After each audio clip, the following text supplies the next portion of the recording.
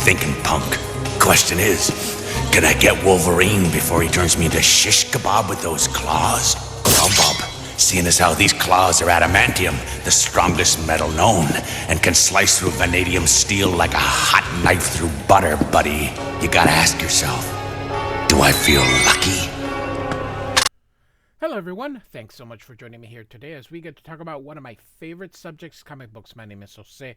I love comic books, I love talking about them, and I love sharing them with you. Feel free to follow me on social media if you would like. Links are in the description below. I've also posted a link to the Marvel fan site that I have plot synopsis and character bios for these issues. We're going to be looking at Havok and Wolverine Meltdown. It's a 4-issue limited series. We're going to be looking at 1 and 2. Now, I'm going to give you a look at the credits because I'm using the trade paperback for this. I have the original issues here. And it is written by both Walter and Louise Simonson. Havok is drawn by John J. Muth, and Wolverine is drawn by Kent Williams. And then you'll see some backgrounds here on these pages by this Sherlin Van Valkenburg here. So here we go. All right. So this came out in 1988. So look at this, $3.50. Now this was not part of the regular. The cover here is by John J. Muth, and he I think uses wash or watercolor because you can see the water sort of ripples in here. Kent Williams uses oil, and you'll see that in a moment here. So John J. Muth, like I said, is doing this cover. He will be doing the Havok art, and it is so different than Kent Williams' art when you see him do Wolverine. So it's going to start. I'm not going to bore you with the beginning. Oh, they did have the credits here. I must have missed that when I was going through this. So as I mentioned, this is part of the Epic line, and these issues were in prestige format, and you saw that price. It was $3.50 when comic books cost about $1 in '88. So this set you back a little bit, when you're getting this book. So we are looking at Chernobyl here. Now, I'm not going to bore you with the details because Louise and Walter Simonson are basically going to spend this time telling us how nuclear reactors and nuclear energy works. These two individuals here are the technicians, and they want to go home. He wants to go have it with his wife or girlfriend. Now, here playing chess is a plan and that you're going to see. So these guys think that they bribe some people so that they can get this new computer software installed so that they can, take off. But the software is faulty on purpose, which is going to cause Chernobyl.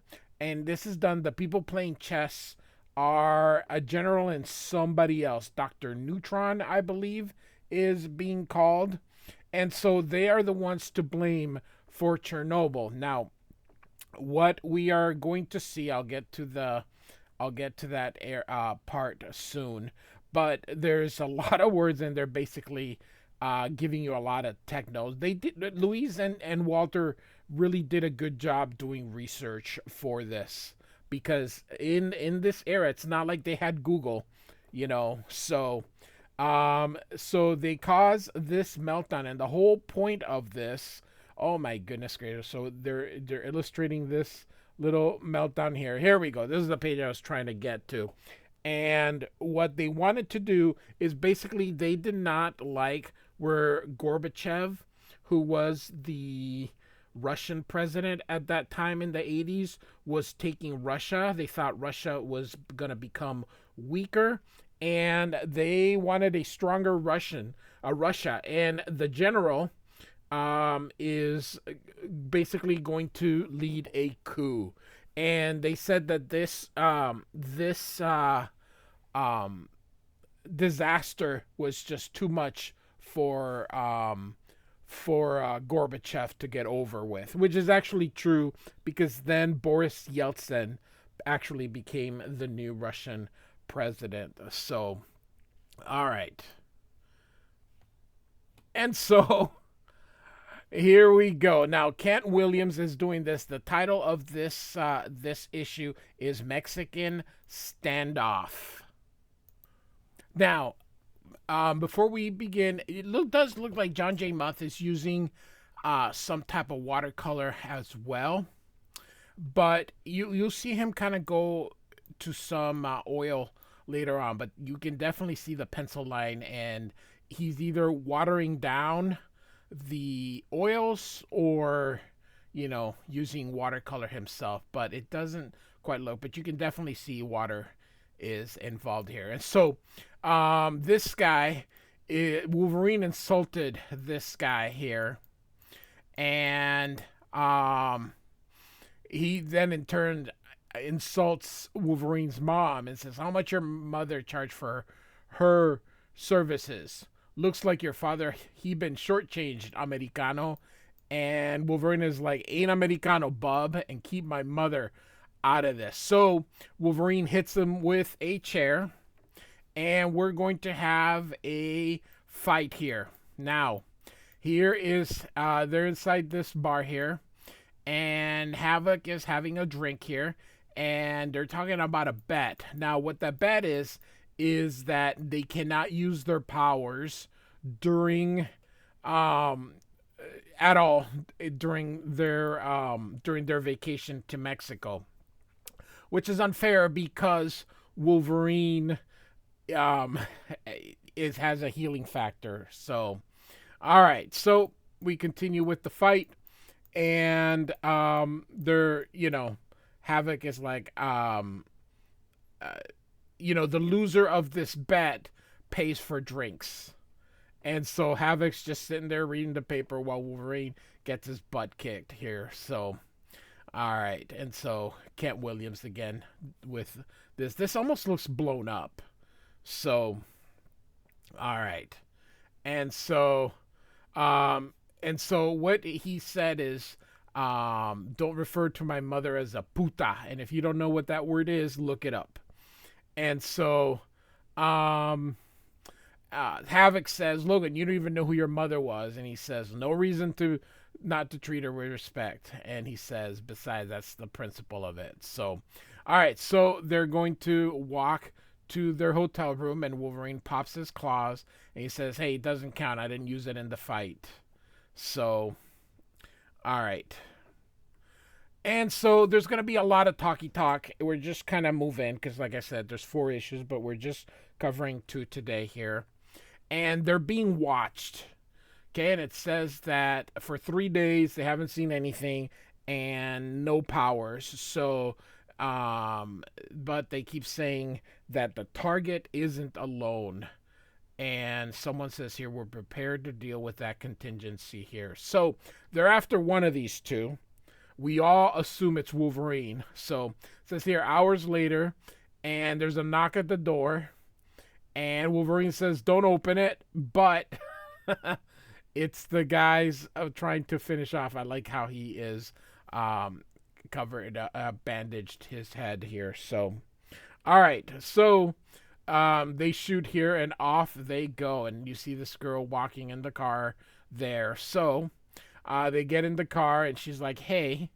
And so they leave, but then they're like, we can't just let her get shot. So they grab her, and so off they go. Now, you see this car here, this nice black car. That's going to be very important because this car is going to go after them. And so look at her just putting on her makeup here. And so it crashes into them, and they're trying to beat him, and you can see, number one, 2 things really cool about this. Number one, his head kind of disfigured and that, but you can even see an outline of it right through here, which I think is really, really cool. And then you can see the reflection of the vehicle in there as well. So John J. Muth doing a fantastic job.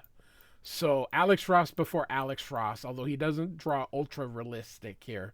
So the dude takes out the gun, and so we're gonna start a car chase and going other places, and so um, again you see the two dudes are drawn by two different people here, which sometimes they're drawn by the same person, but all right, and so the guy breaks that shooter breaks through and he comes out and look at this. I think it's Darth Vader. So here comes the shot, and she goes, "Where are you guys?" Luke Skywalker and Han Solo. So two Star Wars references, and so she points, saying, "Hey, danger!" And boom! Look at this. Bunch of guys waiting for them. So look at this. Ready to lose that bet? Nope. And so off they go here on this bridge. And so as they go through, they made it. And then she says, "Look." And the car, it has like Nick Fury shield technology. And so Havok says, "All right, I'm going to use my powers." And so he uses his plasma beams here.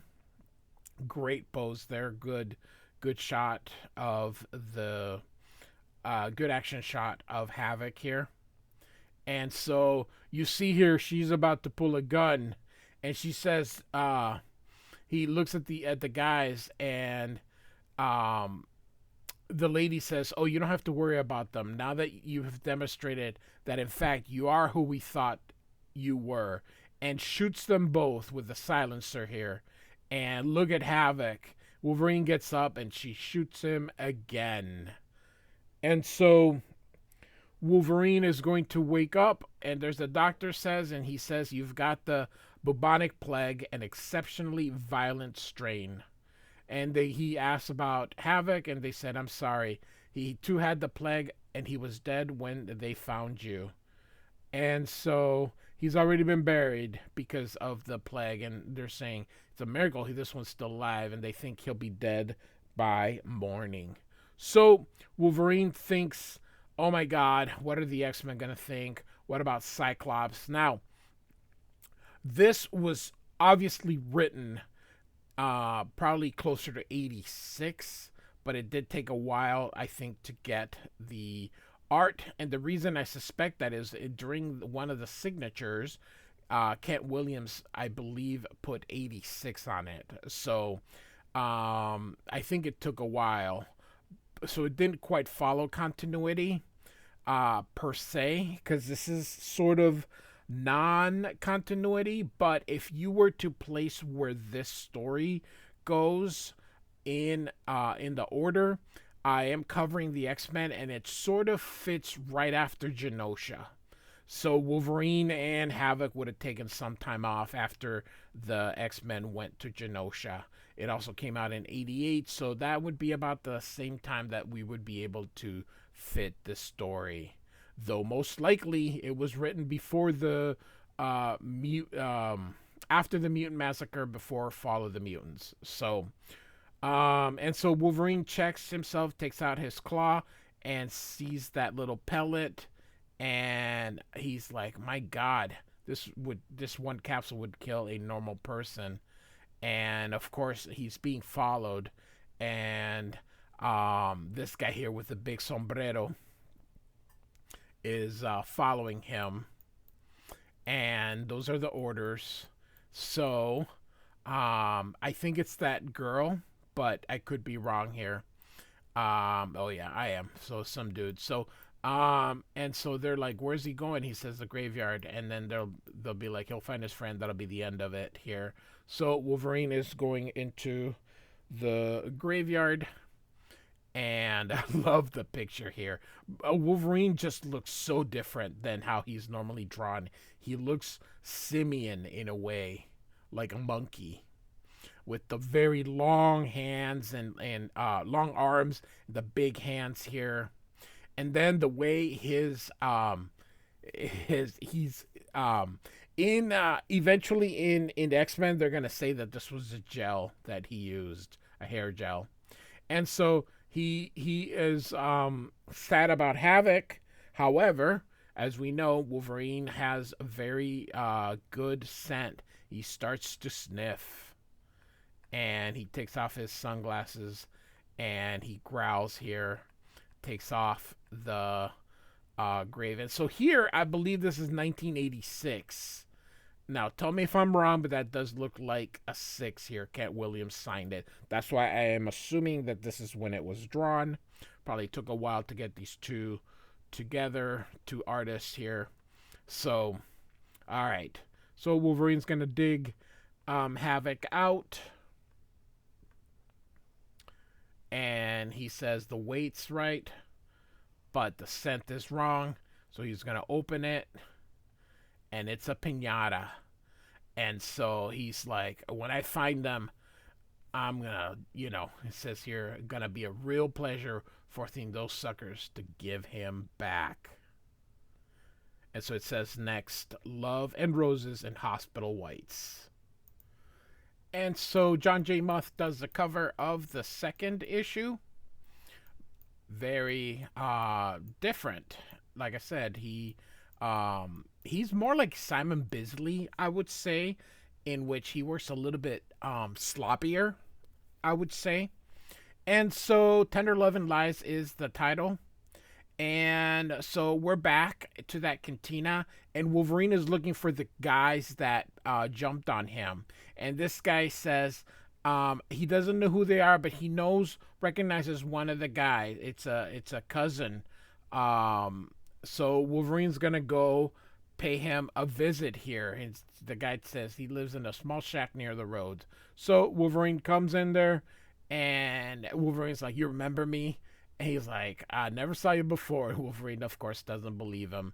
And he says, "I want to know where your cousin is." And so he tries to get a gun. Wolverine hits him with his claws, and he says, "Tell me about your cousin." And so he basically tells him where his cousin came. And so he's going to give him the town. And he's like, tells him about the money. And so Wolverine's taking it here, and he's most likely going to sniff it to find out where they came from.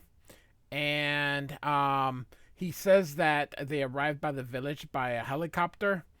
And so Wolverine's like, "Tell me where he lives." And he asked about a coin, and it's a Russian coin, so he knows the Russians are involved. Now, we're going to go with Havok, and they're going to tell these nurse and doctors are going to basically tell him the same thing that they told Wolverine.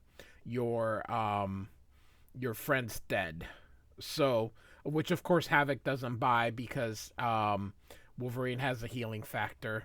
And this nurse here is going to be very important here. And so she gives him a sedative because Alex is not responding well. That hand is really big. And so she marches out here wearing heels.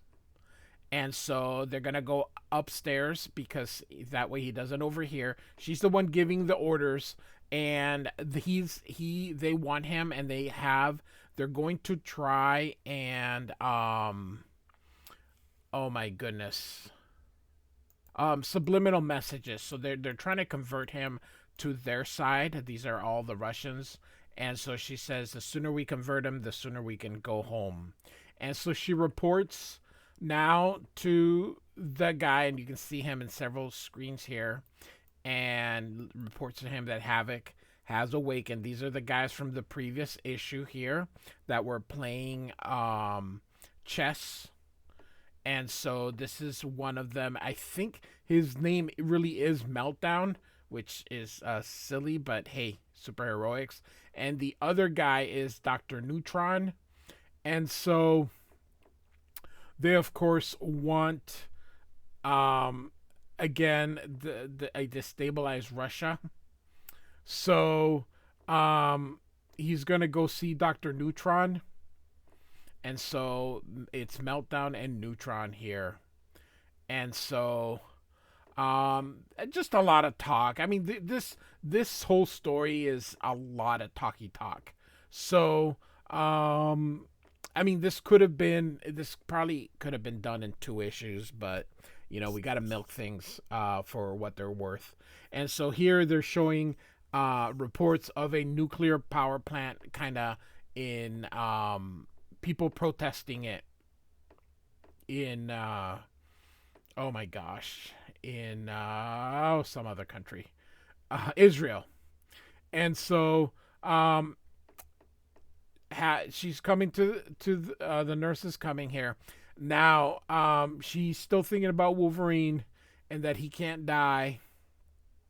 And she's like, "Hey, I'm trying to keep you alive." And he's like, and then he feels the subliminals going into his head, and he fries the television here, which surprises her. And then he apologizes, and so everybody, of course, was listening in. So they all know that the subliminals are just really hard to work on him because he's still believing about Wolverine, and so they're gonna have to increase the dosage of things that they're doing to him. And so Wolverine finds the helicopter, and so he's gonna go in here to see if he can get some information of it. And he's like, "Hey, did you know where these Russians with the helicopter came in?" And the guy's like, "No." So as soon as Wolverine leaves, he of course calls and he says, "Hey, someone's inquiring at the airport on the helicopter," and you can see the snict from Wolverine's claws come through. Wolverine says, "Tell him we mentioned the Hotel Marimba." And so he does, and then Wolverine cuts the telephone to make sure he can't call again, and tells him, don't call him back and don't contact him again, and get me another beer. So, all right. And so here the nurse is nursing Havok back to health here, and so trying to help him recover here. And of course, they're going to develop a little bit of feelings for each other. Anyway, she tells him that a man has been asking about him, and he thinks it's Wolverine, but he says it's has a funny accent. He thinks it's a spy, and she's all like, "I came from the Peace Corps," and playing all innocent here. And so anyway, I don't know why the other part was set up and then they're doing this. Like, is she in some kind of cover up or anything like that? But anyway, that's sort of not that important at this particular moment here. Oh, real quick here, very cool. Just love. This is why I believe it's watercolor of some kind, because you can see the outline of the door handle. Anyway, all right. So they're inquiring how the subliminals are working, and they're like, "Hey, we're gonna have to try things stronger here." And so it says here, Meltdown wants him at the designated reactor, primed and ready to kill. And there's another Dr. Quark, or so it's just funny names here. And so they're gonna basically use Havok as an assassin instead of Wolverine. So, all right. So now, speaking of Wolverine, he's waiting for those people to show up here. It snaps on a twig. Of course, he's ready, and they go through, and then the car goes. So the guy then hits the detonator and blows up that hotel.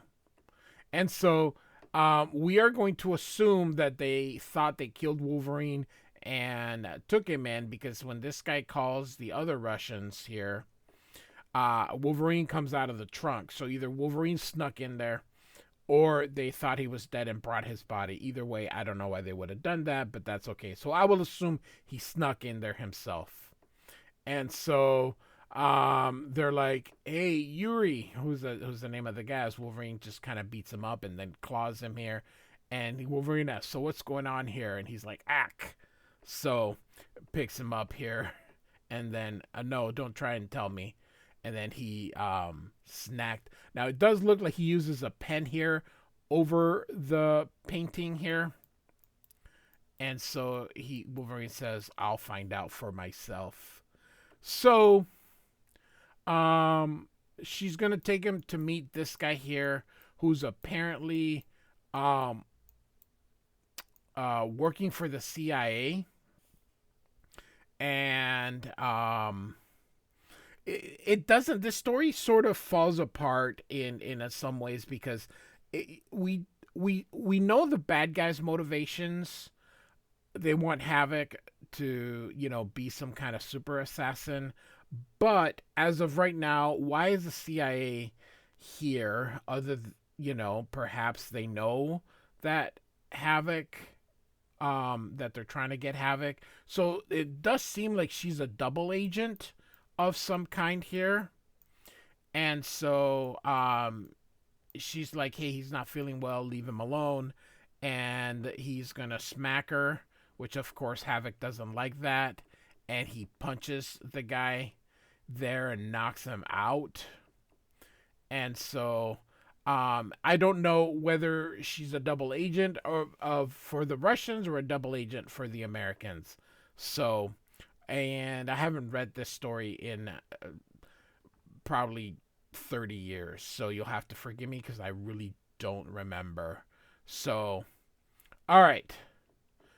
And so, of course, these two are looking at it, which is why it's sort of not considered continuity, but it sort of is, because Chris Claremont sort of uses the appearance of Wolverine on this issues. So either way, it doesn't matter. So, all right. And so they're gonna go through, and it says here, I'm gonna leave them something to remember me by. And so he destroys something. I don't know whether it's the TV or whatever, but this looks good. And so they're going to go get a motor scooter to take him to an airplane here. And Wolverine is looking for Havok here. So he thinks that he's only 30 minutes behind him. And Wolverine basically tells us everything that we already witnessed here. And then there's this tick and someone jumping behind. And then I don't know what this is really, but it does look like I really from the looks of it, Wolverine is hit and gets on the water like on a lake or something. He's naked. Like I said, it doesn't really make sense, but then he gets up and he goes, they were expecting me and should have figured on a bomb. Blowing things up seems to be their style. Burned off my clothes and half my skin. Well, okay, did you guys get a bomb from this? Tick tick tick. Okay, so I thought this was a okay, so there was apparently a bomb and he jumps. Okay, so I went back. So apparently there's a bomb and he goes back. Okay, there it is. All right, so that gives us okay. Good thing that they explained it because I was a little bit confused. So, and so Kent Williams again. This does look like 88 now. So maybe it was not done in 86. So anyway, he's going to go find Alex because he still needs to find him. And realizes that the airplane has gone. And he yells for him. And so Havok is like, did you hear something? And they're like, it's an explosion. And so they see that the explosion was there. And so they're like, this proves how dangerous we were. Thank heavens we got away in time. And then Wolverine yells for Havok. So that concludes the issue. So Havok and Wolverine 1 through 2. Walter Simonson, Louise Simonson, Kent Williams, and John J. Muth. that is the most realistic Kent Williams has drawn Wolverine so far. Like and subscribe, and I do thank you so much for listening. Goodbye.